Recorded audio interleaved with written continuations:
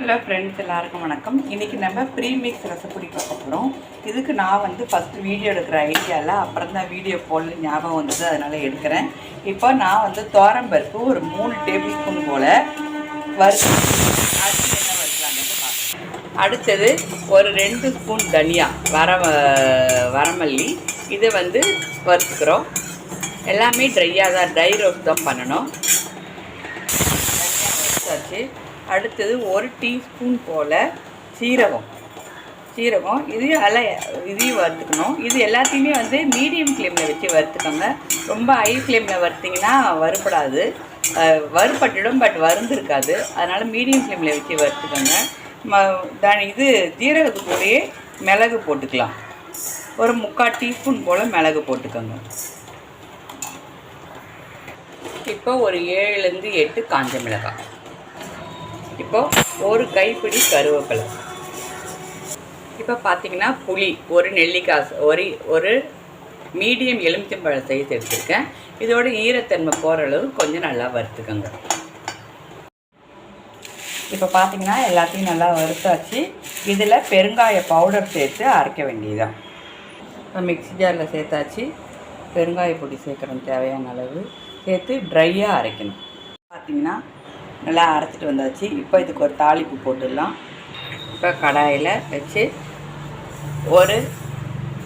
ஒரு ஸ்பூன், சாதா ஸ்பூனால் 1 ஸ்பூன் கடுகு ட்ரை ரோஸ்ட் பண்ணிக்கோங்க. அதுவே உங்களுக்கு வெடித்து வரும். இப்போ பாருங்கள், அதுவே வெடித்து வருது. இந்த ஸ்டேஜில் ரசம் மிக்ஸில் இதை தூக்கி போட்டுடலாம். இப்போ கொஞ்சமாக ஜீரகம், நம்ம ஏற்கனவே இல்லை ஜீரகம் சேர்த்துருக்கோம், அதனால் கொஞ்சமாக அந்த வாசனைக்கு சேர்த்தா போகிறோம். ஜீரகம் பொரிஞ்சிடுச்சு, இதையும் இதில் சேர்த்துடலாம். இப்போது இதை நல்லா கலந்து விட்டுருங்க. கலந்து விட்டுட்டு இப்போ நான் உங்களுக்கு இதை வச்சு எப்படி ரசம் பண்ணுறதுங்கிறத நான் உங்களுக்கு சொல்கிறேன். இப்போ பார்த்திங்கன்னா தண்ணி நல்லா கொதிக்குது. நம்ம தக்காளியை நான் ஒரு 2 தக்காளியை மிக்சியில் அரைச்சி வச்சுருக்கேன், அதை இதில் சேர்க்குறோம். சேர்த்துக்கோங்க. அடுப்பை சின்னதாகிட்டு சேருங்க. சேர்த்தாச்சு. இதில் நம்ம ரெடி பண்ணி வச்சுருக்கோம் இல்லையா ரசம் பவுடர், அதை இதில் சேருங்க. ஒரு ஸ்பூன் இல்லைனா 1.5 ஸ்பூன், நீங்கள் எத்தனை பேருக்கு வைக்கிறீங்களோ அதுக்கு தகுந்த மாதிரி சேர்த்துக்கோங்க. சேர்த்து நல்லா கலரி விட்டுருங்க. இப்போ பார்த்தீங்கன்னா ரசம் நல்லா கொதி வந்துடுச்சு. ரசத்துக்கு நெய் இல்லாமல் எப்படின்னு நீங்கள் கேட்குறது விழுது. இப்போ இந்த கொதிக்கிற ஸ்டேஜில் 1 ஸ்பூன் நெய் சேர்த்துக்கலாம். அப்புறம் கை நிறைய கொத்தமல்லி எடுத்து போட்டிங்கன்னா நம்மளோட ரெடிமேட் ரசம் ரெடி. இப்போது இந்த ரசத்தை ஆஃப் பண்ணிடலாம். இப்போது இதுக்கு நீங்கள் தக்காளி கூட பூண்டு போட்டு அரைச்சிங்கன்னா பூண்டு ரசம், தக்காளி கூட நீங்கள் இந்த ஸ்டேஜில் ஒரு 2 கரண்டி பருப்பு போட்டு அரைச்சிங்கன்னா பருப்பு ரசம், எதுவுமே போடாமல் இதை மாதிரி செஞ்சிங்கன்னா ஜீரக ரசம். இதை மாதிரி எல்லா ரசமும் இதில் செய்யலாம். ரசம் ரொம்ப நல்லா டேஸ்ட்டாக இருக்கும். கண்டிப்பாக ட்ரை பண்ணி பாருங்கள். சேனலை மறக்காமல் சப்ஸ்கிரைப் பண்ணுங்கள். தேங்க்யூ.